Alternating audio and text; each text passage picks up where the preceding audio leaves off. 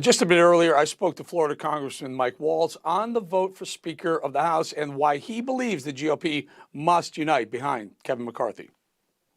Well, look, I mean, at the end of the day, the thing that's so frustrating to me, Eric, is right now, as we speak, not even an iota of oversight to stop Joe Biden and to stop the Biden administration from the border, which apparently he's finally going to go visit. He's going down to Mexico.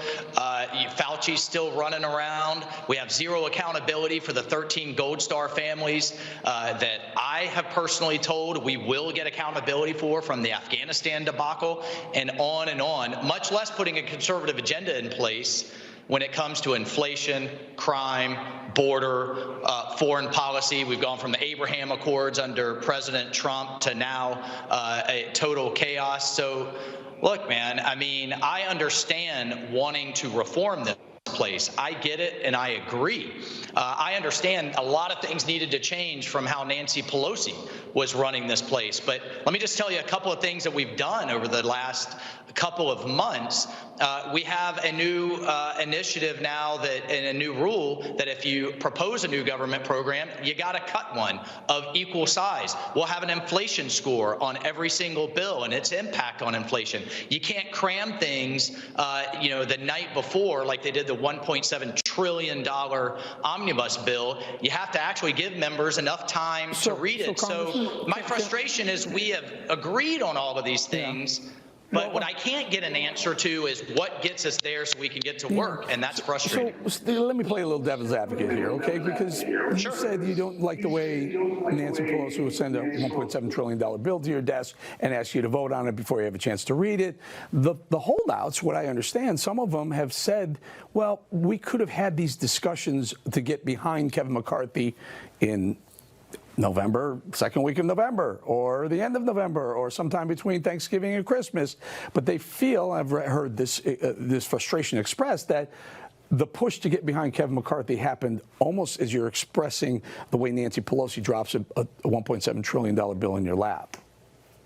Yeah, look, I can just tell you, and these members are my friends and colleagues, but I've got a totally different take, and we can point to the dozens and dozens of meetings with the entire conference, with small groups, with individuals with concerns that we have had to change the rules. And that happened as soon as the election kicked off. In fact, some of them started happening before when we were confident we were going to win the majority, even before the election.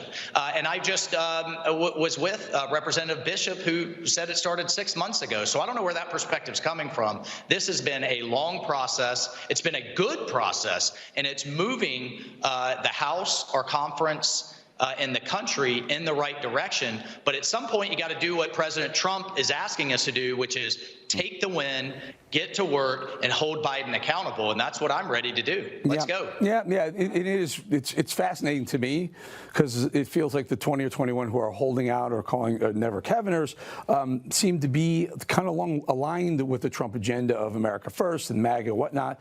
But that group has splintered as well. You have MTG saying vote McCarthy. Then you have Boebert and Gates saying don't. Congressman, we're in a bit of a pickle. We're in a bind, right? Go ahead. On that point, I mean, I'm going to ask, well, how can you support Kevin McCarthy? Look, President Trump supports him. Jim Jordan supports him. Marjorie Taylor Greene supports him. Jim Banks supports him. I mean, this isn't about being conservative enough. You have all kinds of conservative members. But what it is about is, we also have moderate members that won Biden districts. That's how you get a majority. I want to keep the majority into 24. And you need someone that can span all of that, because what you can't have is then moderate members starting to exit the stage, deal with Democrats or whatever. That'd be a total disaster. Right. So you got to get somebody that can get everybody. Let's move the ball forward here on the balance right now. I've heard nuclear option where you go to a simple majority and then he wins, right? Simple majority in your conference. That's a very big step, changing the rules. I've heard the option of the unity party working with the Democrats. I think that's never going to happen. Can't imagine anyone's going to vote for that. You don't want to give up what you've worked so hard to earn. That's a hard no for me. Right. It's a hard no probably for everyone. And then there's the idea of getting the Democrats to, I don't know, as a block, 30 of them, 20, 30 of them, to say, we're not voting, walk away, and then Kevin McCarthy wins by default again. Which one is, what's it going to be?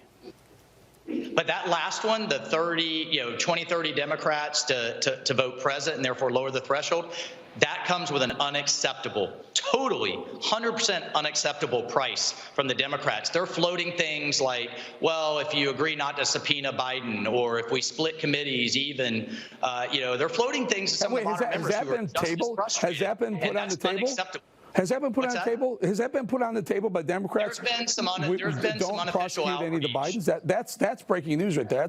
That's amazing right there.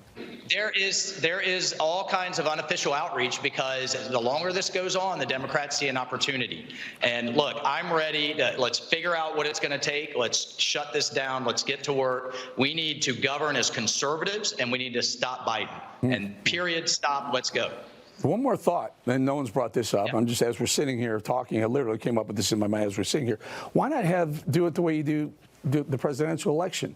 You guys vote within your state. Florida is 6-1 or whatever it is, 12 to 2 in favor of Kevin McCarthy. Florida votes McCarthy. There, you get it that way too. Hey, we'll tell you what, Eric, I'm going to go throw that rule out on the table. Right. But look, at the end of the day, I think I'm going to be an optimist here. I think we're going to get to a point with those that are worried about the substance, that are worried about the rules and how to move forward as conservatives are going to come over. I think there are some that know come hell or high water. It's personal. I think that's unfortunate, because we shouldn't bring personal agendas in. This is about our constituents. But I still think we're going to get there as Republicans with McCarthy. Let's get to work. Let's move forward. And again, that's what President Trump wants us to do. That's what the America First proponents and agenda wants and needs. Again, let's work through the weekend. Don't deal with the devil. Don't deal with the D. The D, the devil, the Democrats. Yeah, no way. All right, Congressman, really good having you on. Appreciate your time. Mike Waltz, thank you so much. Thanks, Eric.